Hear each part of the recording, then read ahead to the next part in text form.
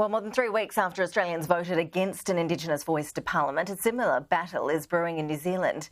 As New Zealand correspondent Jack Nyhoff explains, the ACT Party leader David Seymour is pushing hard for a divisive referendum on Māori influence in government.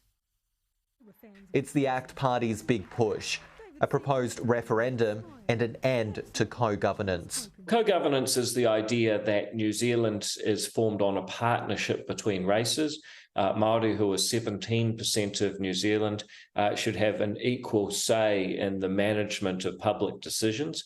That is absolutely incompatible with the democratic ideals that New Zealand has been built on. The party wants to pass legislation that redefines principles of New Zealand's founding document, the Treaty of Waitangi. The next step would be a referendum to enshrine those definitions into law.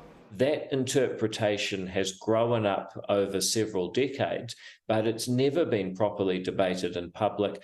It's a move incoming Prime Minister Christopher Luxon has labelled divisive and unhelpful. We believe that the people of New Zealand deserve the right to have a say. Co-governance refers to a number of agreements giving the Crown and Māori tribes equal say in decision-making process.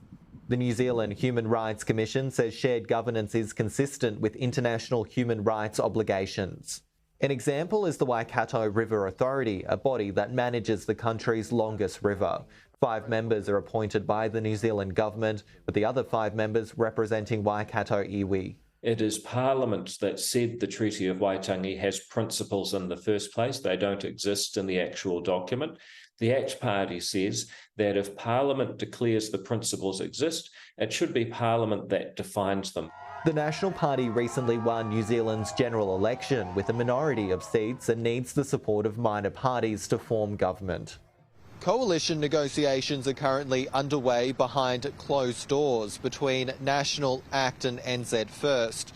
While the National Party doesn't support a treaty referendum, ACT could demand it, stalling coalition negotiations until they get what they want. If there was a referendum to effectively get rid of it, as ACT have proposed, 60% say they would vote in favour. However, only 45% want a referendum. Our argument is that this needs to happen for New Zealand, and if it doesn't, then the division will become even more entrenched. Jack Nyhoff, Sky News, Wellington.